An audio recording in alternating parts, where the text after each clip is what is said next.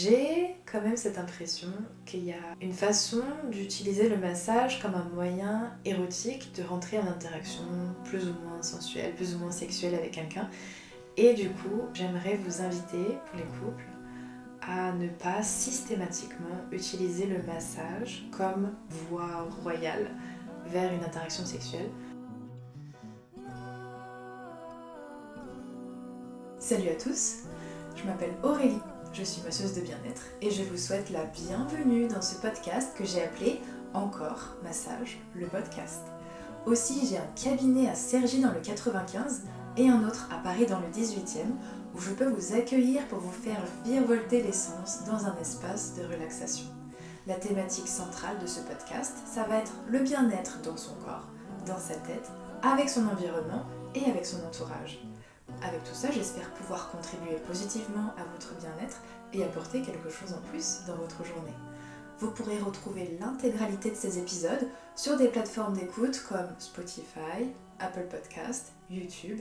Et si vous en ressentez l'élan, vous pouvez vous abonner, partager les vidéos, écrire un commentaire et donner une note au podcast. Salut à tous!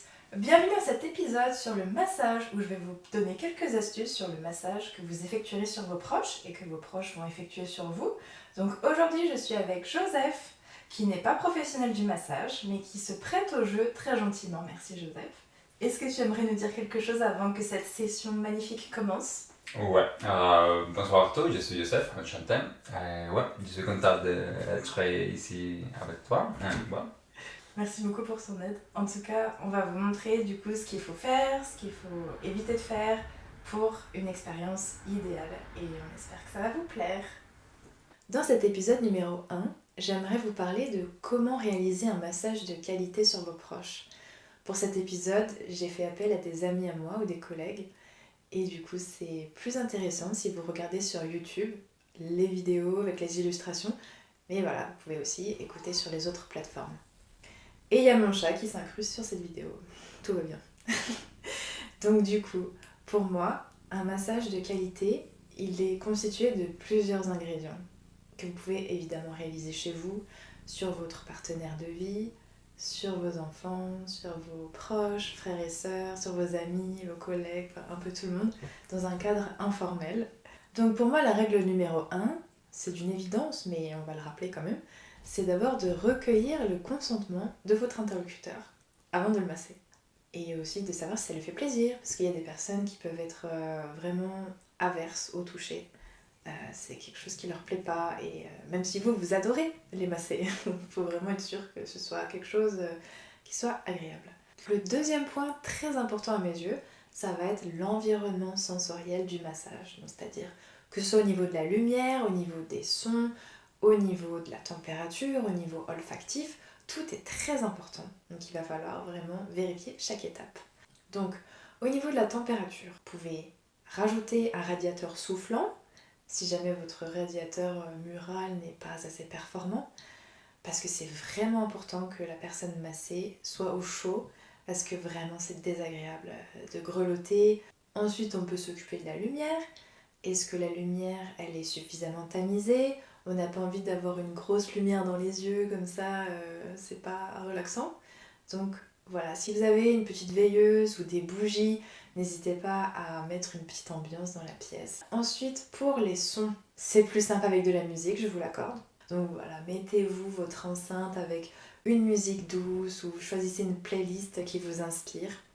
Et bien sûr, quand on parle des sons, moi je pense tout de suite à l'espace de calme, en fait, de sérénité dans la pièce. Si vous avez des enfants, invitez-les à aller dans leur chambre. Essayez d'avoir un espace dans votre pièce qui soit vraiment rassurant, réconfortant, tranquille. C'est ça qui va vous aider aussi à rentrer dans cet état de détente parce que à chaque fois ce qu'on aime c'est la déconnexion, le lâcher prise et vraiment profiter du moment. Ensuite on va voir l'aspect olfactif. Moi j'aime beaucoup les huiles essentielles, mais évidemment si vous êtes allergique ou si vous êtes une femme enceinte, préférez d'autres parfums plus naturels, sans huiles essentielles en tout cas.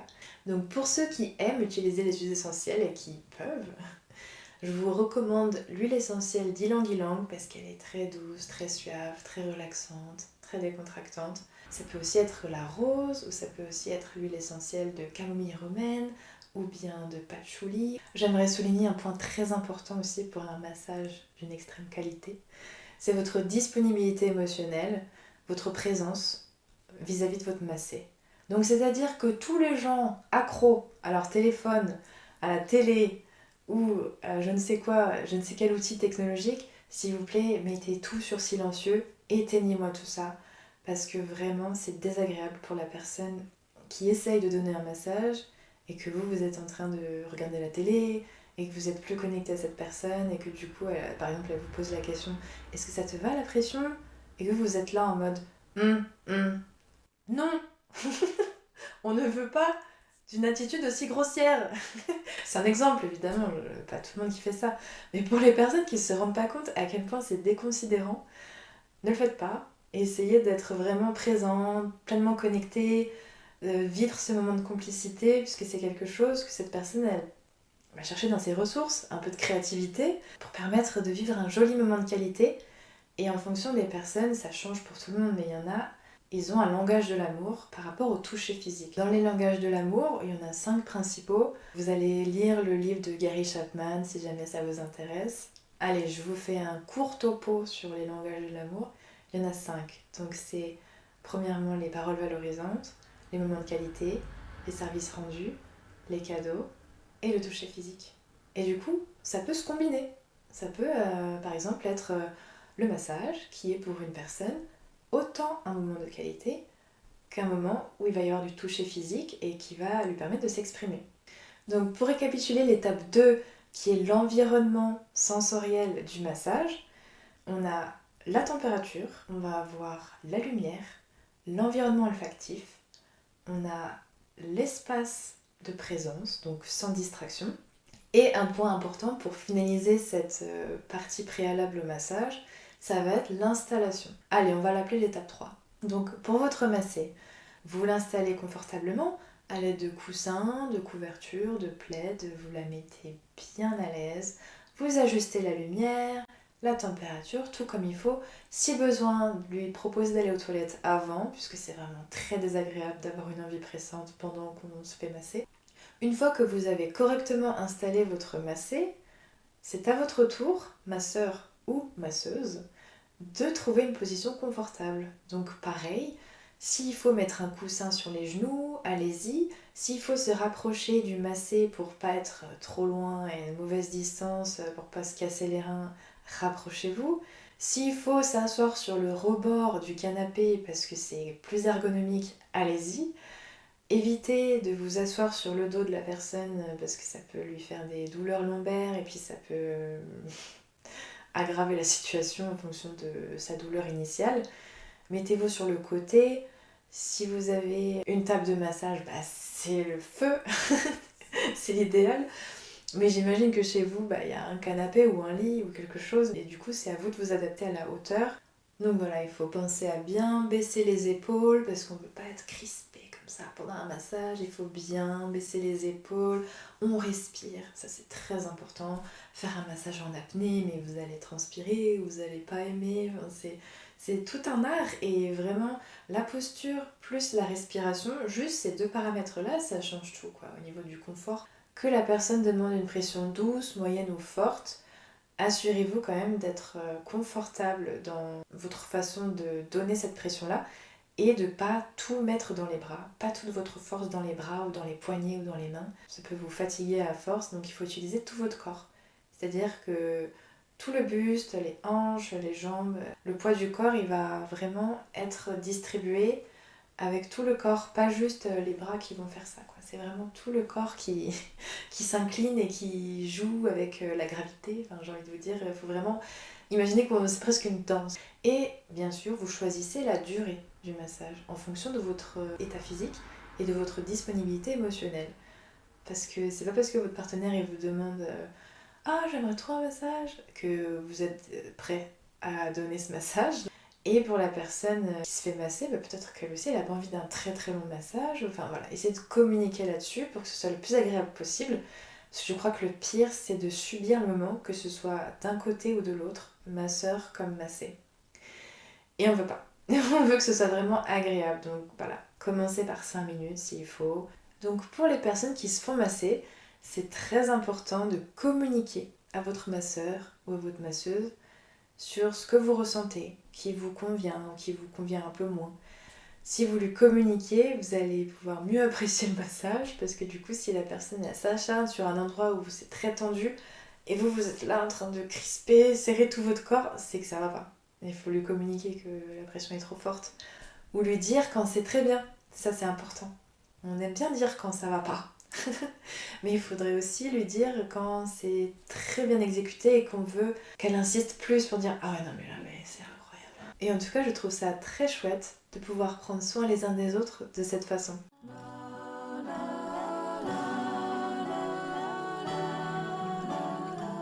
J'aimerais faire une parenthèse maintenant pour les couples. Donc ce que j'ai remarqué par rapport à mon expérience personnelle et par rapport à des témoignages que j'entends d'amis, j'ai quand même cette impression qu'il y a une façon d'utiliser le massage comme un moyen érotique de rentrer en interaction plus ou moins sensuelle, plus ou moins sexuelle avec quelqu'un.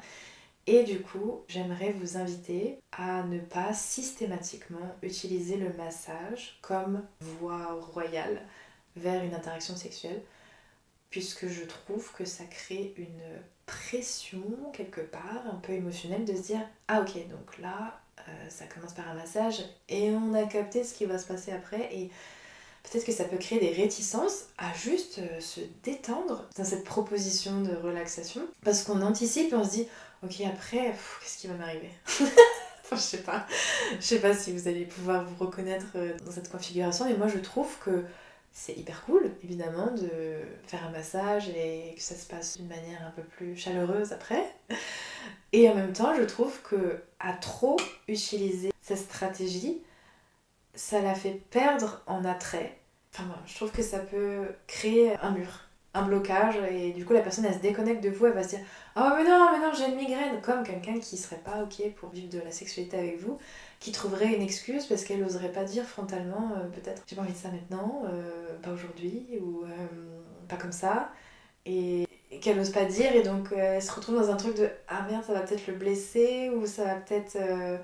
il va peut-être y avoir des conséquences », donc voilà, ça c'est la fin de la parenthèse pour les couples. On en parlera dans une autre vidéo sur les conséquences au niveau d'une communication pas optimale et sur d'autres alternatives à des moyens de se connecter à l'autre sans passer par le sexe. Parce qu'il y a plein de moyens de se connecter à quelqu'un et on n'a pas besoin de se sentir pressurisé, se sentir contracté.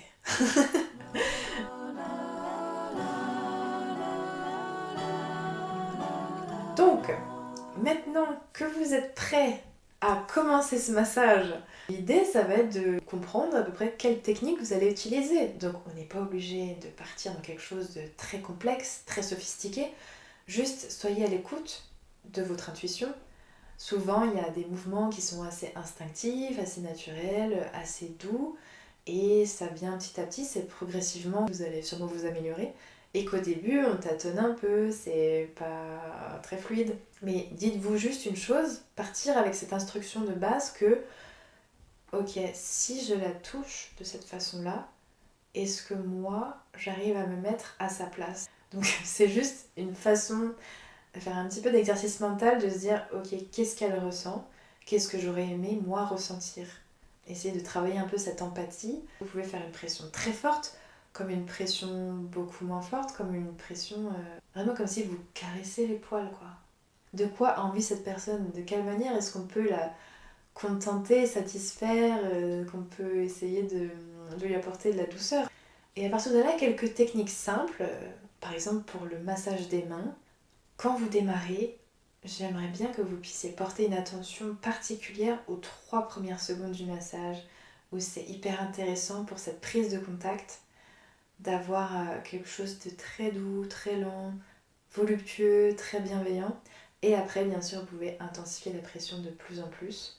Donc vous pouvez travailler les doigts, les phalanges, travailler la paume de la main, travailler le poignet, le dos de la main, aussi les avant-bras. Vous pouvez essayer de trouver une façon variée de changer la pression, changer la direction, changer l'intention, mais toujours en restant à l'écoute de votre massé et de regarder un peu son visage, un peu le non-verbal, Est-ce qu'il y a des frémissements? Est-ce que la personne tressaute à certains endroits? Donc essayez d'ajuster la pression en fonction de ce que vous voyez. C'est ça qui va vous permettre petit à petit d'apprendre à connaître la personne que vous avez en face, connaître sa sensibilité, comprendre son fonctionnement, comprendre un peu ses attentes. Bien sûr, si vous avez un doute, vous lui posez la question: ah mince, est-ce que ça fait mal? Ou alors juste se fier à ce que dit le corps. Donc si vous avez envie de masser d'autres zones du corps, après les mains, je peux vous donner quelques astuces pour masser les trapèzes. Donc ce sont des mouvements plus circulaires, on va pétrir, on va malaxer ces muscles-là qui sont souvent noués. Et on va aussi faire des effleurages, des lissages pour accompagner sur les bras par exemple. Donc ce sont des mouvements qui vont aider à décoller les adhérences entre la peau et les muscles et qui vont permettre aussi un meilleur drainage. Et ce qui est important aussi, c'est l'intention que vous mettez dans le massage. Essayez de mettre une intention de vouloir réconforter, soulager, de vouloir prendre soin. Et il faut qu'on arrive à le ressentir, c'est très puissant. Donc si vous voulez maintenant passer à une autre zone du corps, le pied par exemple, ce qui est intéressant, c'est de le surélever sur ses genoux par exemple et de venir le frictionner. On va étirer les orteils, on va passer les pouces entre les tendons, on va essayer de faire des pressions sous la plante du pied. Donc un peu comme de la réflexologie plantaire où il y a un rappel de tous les organes du corps sous les pieds, selon la médecine traditionnelle chinoise. Voilà, c'est très efficace quand on s'y connaît, mais même si vous vous y connaissez pas et que votre massée n'est pas enceinte par exemple, vous pouvez y aller. Après, si vous souhaitez faire un massage au niveau du dos, choisissez une position qui permet d'être proche de cette personne. Donc mettez-vous de côté et pas sur son dos, parce que ça peut causer des douleurs. Et après, vous allez faire des effleurages sur le dos. Vous allez pouvoir faire du pétrissage sur les flancs, par exemple. Faire des mouvements au niveau de la nuque qui vont permettre de décontracter les cervicales avec une pression assez faible, parce que les cervicales, c'est sensible. Concernant le massage crânien, je vous recommande d'alléger la pression à certains endroits, si vous allez de part et d'autre du crâne, le shampouiner délicatement. Et en même temps, alterner avec des pressions un tout petit peu plus fortes, où là, le but, ça va être de décoller la peau du crâne et de le faire bouger en même temps. Ça va permettre de stimuler la circulation sanguine. Et pour certaines personnes, ça améliore la pousse des cheveux, parce que justement, ça vient aérer certains tissus, certains capillaires qui ont besoin de ça pour une meilleure croissance. Concernant le massage du ventre, quelques astuces. Donc déjà, toujours masser dans le sens horaire de la digestion. Et si vous souhaitez mettre des pressions un peu plus fortes, aidez-vous de la respiration de votre massé. Donc demandez-lui d'inspirer amplement par le ventre, en gonflant le ventre. Et quand elle va expirer et quand elle va dégonfler le ventre, là vous appuyez. Et pas l'inverse. Si vous faites l'inverse, ce sera quand même moins efficace. C'est vraiment une zone qui peut être très douloureuse en fonction des personnes, ça peut être plus ou moins tendu.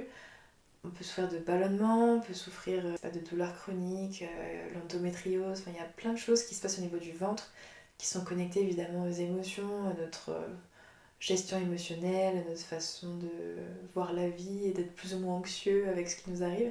Donc c'est une zone très sensible et donc allez-y doucement, soyez à l'écoute. Et si jamais vous sentez que ça se contracte sous les doigts, quand vous pressez sur le ventre, stoppez l'intensité de la pression. Voilà. Sinon la personne va pas trop aimer, ça peut être assez inconfortable. Il y a même des gens qui détestent le massage du ventre, c'est une zone très sensible.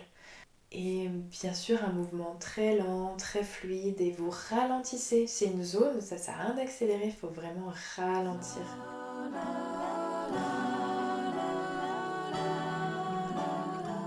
Pour conclure cet épisode 1 sur comment offrir un massage de qualité à vos proches, j'ai envie de vous inviter à réfléchir à votre posture, à votre attitude pendant le massage.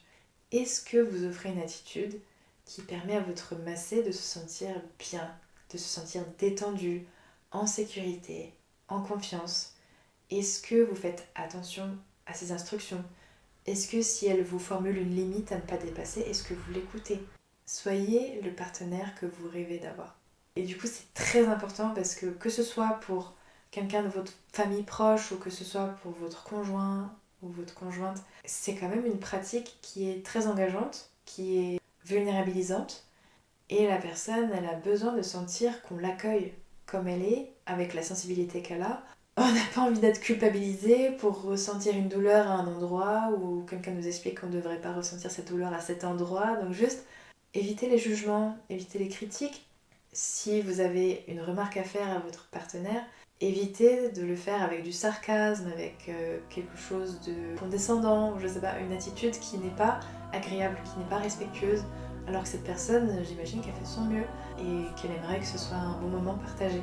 Donc dans ces conditions où la communication elle est assez fluide et que les intentions sont verbalisées, sont déposées pour que le moment soit agréable et soit le plus soigneux possible, en principe, avec tous ces éléments que vous avez reçus aujourd'hui, vous allez devenir des masseurs exceptionnels, que vos massés vont vraiment adorer. Sur ces paroles prometteuses, je vais vous souhaiter une merveilleuse journée et on se retrouve très vite pour un nouvel épisode. À bientôt!